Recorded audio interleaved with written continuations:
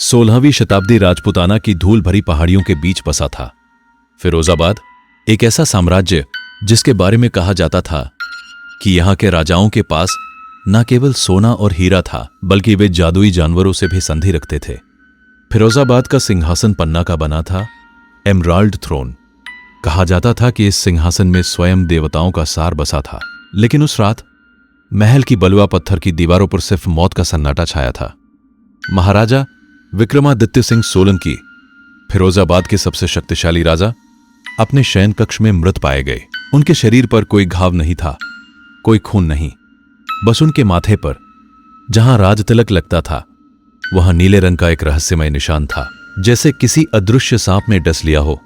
महल में चीखें गूंज उठीं, दासियां भाग रही थीं, सिपाही अपनी तलवारें खींचकर हर दरवाजे पर खड़े हो गए। पर सबसे अधिक चुप थी राजकुमारी मीरा। वो अपने पिता के शव के पास घुटनों के बल बैठी थी। उसकी आंखों से एक भी आंसू नहीं गिर रहा था, क्योंकि वो जानती थी कि ये कोई साधारण मौत नहीं थी, ये जादू था। और उस जादू की गंध अभी भी कमरे में मंडरा रही थी, जैसे जली हुई लौंग और सड़ते फूलों का मिश्रण। राजकुमारी, सेनापति कुंवर सिंह ने धीरे से कहा, आपको उठना होगा, युवराज अग्निवर्मा आ रहे हैं। मीरा ने अपना सिर उठाया। उसकी आंखों में आग थी। मेरे पिता को मारा गया है सेनापति, और मैं जानती हूं कि किसने किया। सेनापति ने आश्चर्य से देखा। कौन? वही जो अभी सिंहासन पर बैठने आ रहा है। दरवाजे की ओर से भारी कदमों की आहट हुई।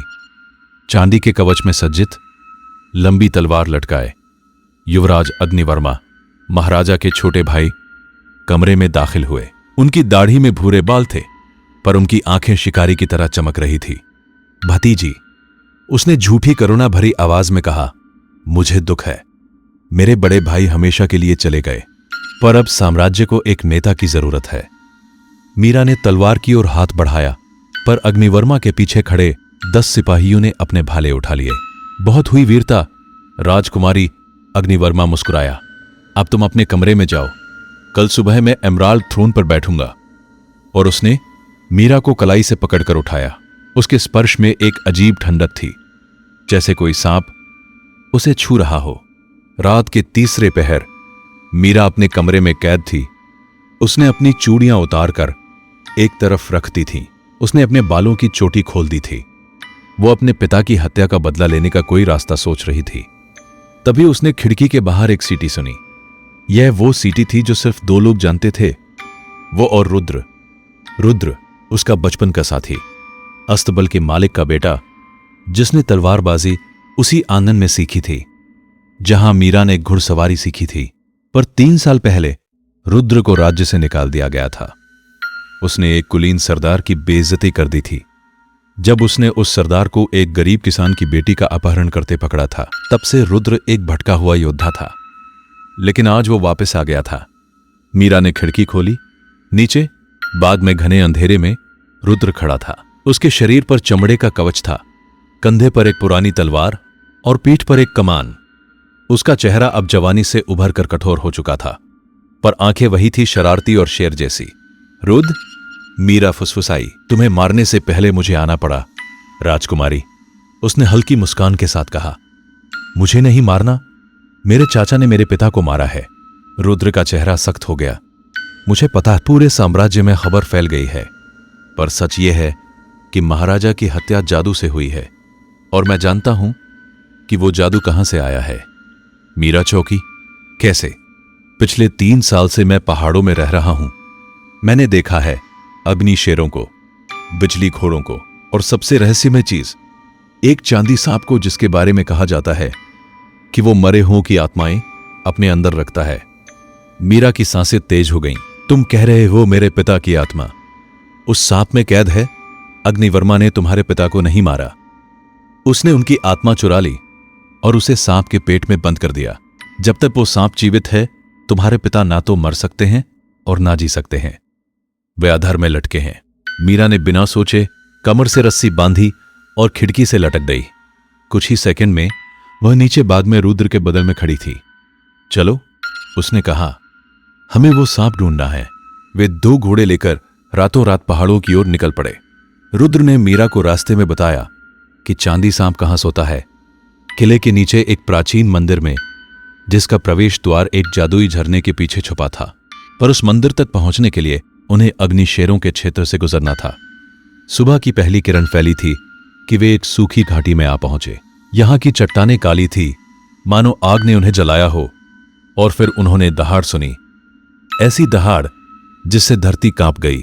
20 फुट लंबा, लाल नारंगी अयाल वाला एक विशाल शेर एक चट्टान से कूदा। उसकी आंखों से धुआं निकल रहा था, उसके शरीर पर ज्वालाएं लपलपा रही थी। यह अग्नि शेर था, देवताओं का संरक्षक। रुको, रुद्र ने मीरा को रोका। अगर हम दौड़ेंगे तो यह हमें भून देगा। इससे सिर्फ एक तरीके से निपटा जा सकता है, सम्मान से। रुद्र ने अपनी तलवार जमीन पर रख दी और धीरे धीरे शेर की ओर बढ़ा। उसने अपनी आंखें बंद कर ली और फुसफुसाया प्राचीन भाषा में एक मंत्र जो उसने पहाड़ों के साधुओं से सीखा था। शेर ने उसे सूंघा। उसके अयाल की आग धीरे धीरे कम हुई। फिर उसने रुद्र के पैर चाटे और पीछे हट गया, मानो उसे अपना भाई मान लिया हो। मीरा ने राहत की सांस ली। तुमने क्या कहा? उससे कहा कि हम उसके बच्चों को बचाने आए हैं, क्योंकि सच यही है मीरा। अग्निवर्मा ने न केवल तुम्हारे पिता को मारा है, वो इन जादुई जानवरों को भी मार रहा है। वो उनके अंडे और बच्चे चुराता है और उनका खून पीता है ताकि उसकी जादुई शक्ति बढ़े। मीरा के चेहरे पर घृणा फैल गई। तो हमें उसे रोकना ही होगा। वे आगे बढ़े। अब सामने था बिजली घोड़ों का मैदान, जहां चांदी सफेद घोड़े बिना पंखों के हवा में दौड़ते थे। उनके खुरों से बिजली की चिंगारियां निकलती थी। रुद्र ने एक घोड़े को सीटी बजाई और वो झुक गया।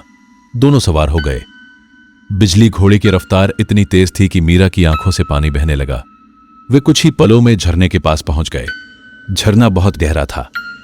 रुद्र ने एक जड़ी बूटी मीरा को दी। इसे खाओ, तुम पानी के अंदर सांस ले सकोगी। वे झरने में कूद गए। नीचे एक पत्थर की सीढ़ी थी जो एक विशाल द्वार पर खुलती थी। उस द्वार पर नक्काशी थी, आधे इंसान आधे सांप, नागराज की मूर्तियां। द्वार खुला। अंदर अंधेरा था, पर बीचों बीच एक चांदी का विशालकाय सांप लिपटा हुआ था। उसके शल्कों से नीली रोशनी निकल रही थी। उसकी आंखें बंद थीं और उसके शरीर के अंदर मानो किसी बुलबुले में महाराजा विक्रमादित्य की आत्मा तैर रही थी।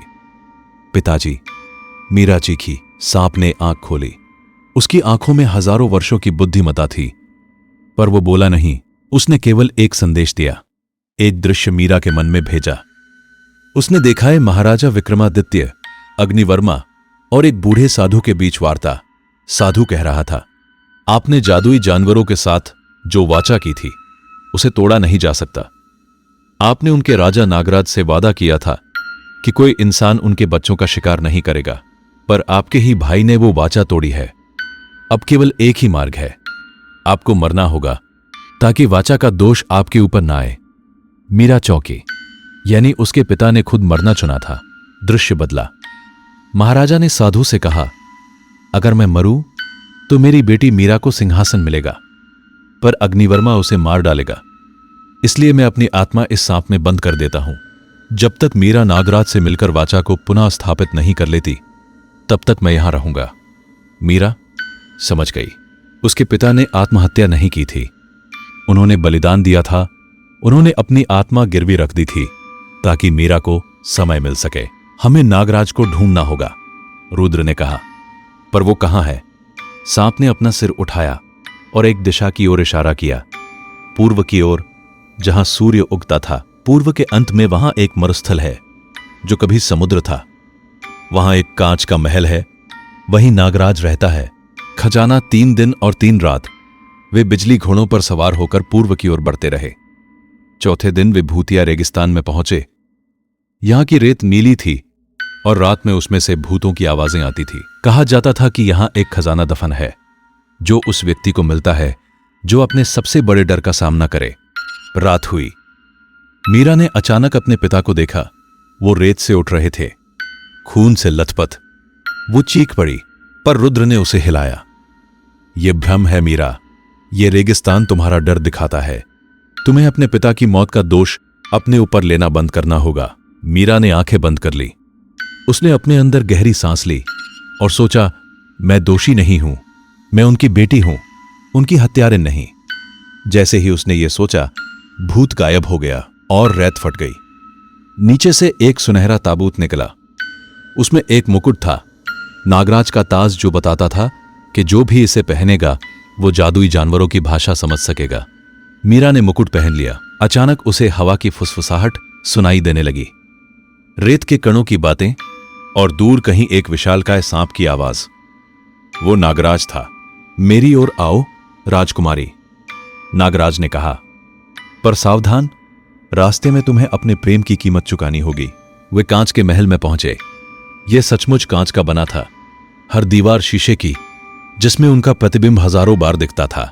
बीचों बीच एक विशाल सिंहासन पर नागराज विराजमान था, आधा इंसान आधा सांप। उसकी आंखों में ब्रह्मांड का ज्ञान था। राजकुमारी मीरा, नागराज ने गंभीर स्वर में कहा, तुम्हारे पिता ने वाचा तोड़ी थी। उन्होंने अग्निवर्मा को दंडित नहीं किया जब उसने हमारे बच्चे चुराए। अब वाचा को पुनः स्थापित करने के लिए एक कीमत चाहिए। क्या कीमत? मीरा ने पूछा। तुम्हारे साथी रुद्र की आंखों की रोशनी। मीरा की सांसें थम गईं। नहीं, रुद्र ने उसका हाथ पकड़ा। मीरा सुन, मैं तलवारबाज हूं, आंखों के बिना मैं लड़ नहीं सकता। पर नागराज ने कहा, यदि वो अपनी आंखें दे देता है तो वाचा फिर से बंध जाएगी और तुम्हारे पिता की आत्मा मुक्त हो जाएगी। पर एक और मार्ग है। यदि तुम राजकुमारी अपना राज्य त्याग दो और हमेशा के लिए इस महल में बंद हो जाओ। मीरा चुप थी। रुद्र ने उसकी ओर देखा। उसकी आंखों में एक अजीब शांति थी। मैं अंधा हो सकता हूं, उसने कहा, पर तुम्हारी याद मेरी आंखें बन जाएगी। मैं तुम्हारे चेहरे को हमेशा अपने दिल में रखूंगा। मीरा की आंखों से आंसू बह निकले। रुद्र, मैं तुमसे प्यार करती हूं, मैं ये नहीं होने दे सकती। तुम्हें करना होगा। तुम्हारे पिता और तुम्हारा साम्राज्य, यही तुम्हारा धर्म है। रुद्र ने नागराज के सामने घुटने टेक दिए। नागराज ने अपने हाथों से रुद्र की आंखें छू ली। एक तेज रोशनी हुई और फिर अंधेरा। रुद्र की आंखों की पुतलियां सफेद हो गईं। वह अंधा हो चुका था। पर उसी क्षण दूर मंदिर में चांदी सांप का शरीर पिघल गया और महाराजा विक्रमादित्य की आत्मा आकाश में उड़ गई मुक्त। मीरा और अंधा रुद्र बिजली घोड़े पर वापस फिरोजाबाद लौटे। महल में अग्निवर्मा ने खुद को राजा घोषित कर दिया था। उसने सारे जादुई जानवरों को पिंजरों में बंद कर दिया था। अग्नि शेरों को जंजीरों से बांधा गया था। बिजली घोड़ों के मुंह पर पट्टियां थी। मीरा ने महल के दरवाजे पर तलवार उठा ली। अग्निवर्मा, उसकी आवाज गरजी, बाहर आ। दरवाजा खुला। अग्निवर्मा 7 फुट का विशाल कवच पहने, हाथ में एक काली तलवार लिए बाहर आया। वो तलवार जादुई थी। वो मरे हुए जानवरों की हड्डियों से बनी थी। भतीजी, वो हंसा, तुम्हारा प्रेमी तो अंधा हो गया, अब तुम कैसे लड़ोगी? रुद्र ने तलवार निकाली। अंधा होने का मतलब यह नहीं कि मैं सुन नहीं सकता हूं, मैं तुम्हारे दिल की धड़कन सुन सकता हूं। लड़ाई शुरू हुई। अग्निवर्मा ने तलवार चलाई, पर रुद्र ने उसकी कलाई पर वार किया। उसने दूसरा वार किया। रुद्र ने उसकी तलवार सुनकर बचा ली। मीरा ने पीछे से हमला किया। दोनों ने मिलकर अग्निवर्मा को घेर लिया। अंत में मीरा ने अपनी तलवार अग्निवर्मा के कवच के जोड़ में घुसा दी। वो चीखते हुए गिरा, तुमने मेरे पिता को मारा। मीरा ने कहा, पर मैं तुम्हें नहीं मारूंगी। तुम जीवित रहोगे और अपने अपराधों का प्रायश्चित करोगे। अग्निवर्मा को जंजीरों में बांध दिया गया। मीरा एमराल्ड थ्रोन पर बैठी। उसने पहला फरमान जारी किया, सभी जादुई जानवरों को स्वतंत्रता दी जाए, उनका शिकार करने वालों को मृत्युदंड। फिर उसने दूसरा फरमान जारी किया, रुद्र, अंधा योद्धा मेरा सेनापति होगा और मेरा पति। रुद्र ने उसके सामने घुटना टेका। उसकी सफेद पुतलियों में कोई दृष्टि नहीं थी, पर उसका चेहरा मुस्कुरा रहा था। मैं तुम्हें नहीं देख सकता, उसने कहा, पर मैं तुम्हें हर दिन अपने दिल में देखूंगा। मीरा ने उसके माथे पर राजतिलक लगाया। उसी क्षण नागराज प्रकट हुआ, आकाश में एक विशाल सांप के रूप में। तुमने वाचा को पुनः स्थापित किया राजकुमारी, और तुमने प्रेम के लिए बलिदान दिया, इसलिए मैं रुद्र को उसकी आंखें वापस देता हूं। रुद्र की आंखों में फिर से रोशनी आ गई। उसने पहली बार 3 साल में मीरा का चेहरा देखा और वो रो पड़ा। तुम और भी सुंदर हो गई हो, उसने कहा।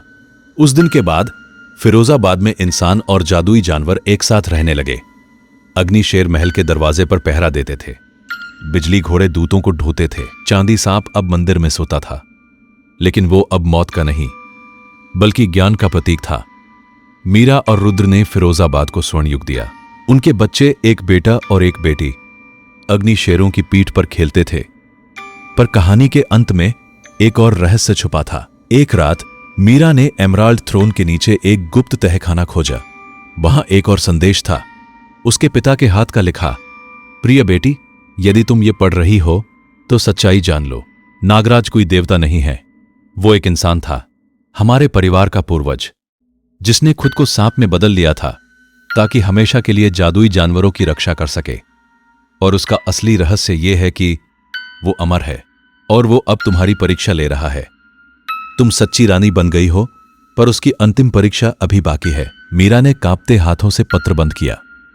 बाहर आकाश में नागराज की विशाल छाया फिर से मंडरा रही थी, पर इस बार उसकी आंखों में एक नई चमक थी, मानो वो कह रहा हो, अब तुम तैयार हो रानी मीरा, अब सुनो मेरी अगली कहानी।